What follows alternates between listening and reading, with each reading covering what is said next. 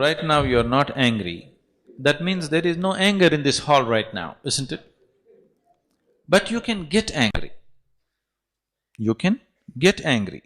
Right now there is no anger in this hall, but you can get angry. So this is one thing that we have to see. Anger is not there. What we call as life energy, what is life? You can make this into anger, you can make this into love, you can make this into compassion, you can make it into frustration, you can make it into depression, you can make it whatever you want. The choice is yours.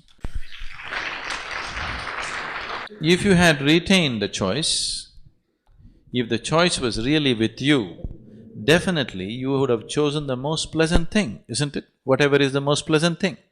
Generally, people are talking about love, joy, blissfulness, because people understand this as the most pleasant things in their life.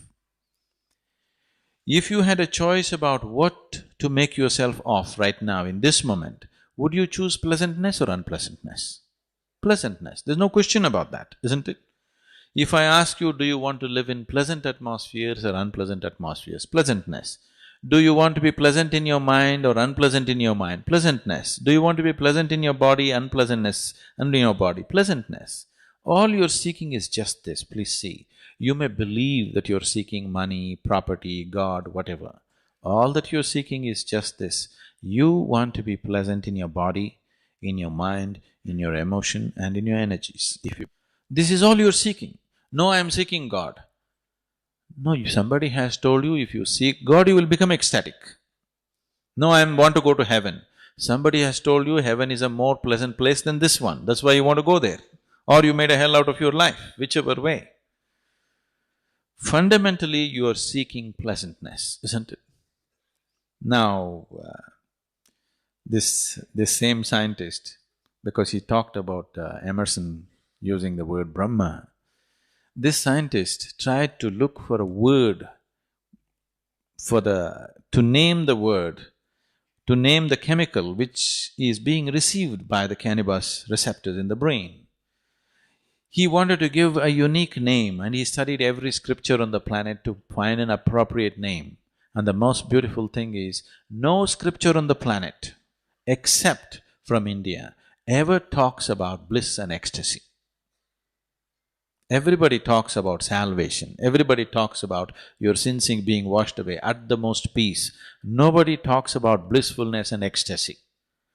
So, he called this chemical which is produced in the body as Anandamide. You know Ananda? Anandamide. So cannabis receptors are waiting to receive Anandamide. How much Anandamide you produce in this system, that is how blissful you will be. It can't be taken… If you take it in the form of an injection, you will become an addict. But if you generate your own Anandamide, you will be blissful, always. So if you're blissful, would you be angry? No. Anger… Life has found expression in the form of anger only because this life is not blissful, isn't it? If this was blissful every moment of its existence, question of anger or controlling anger or putting anger down doesn't even arise within you, isn't it? So, what is needed is, yes, there are situations in the world which may be causing anger, but I'm telling you, if you eliminate one situation, another situation will pop up. See, within your own family or within your own situation, do you see, for every small thing people can get angry?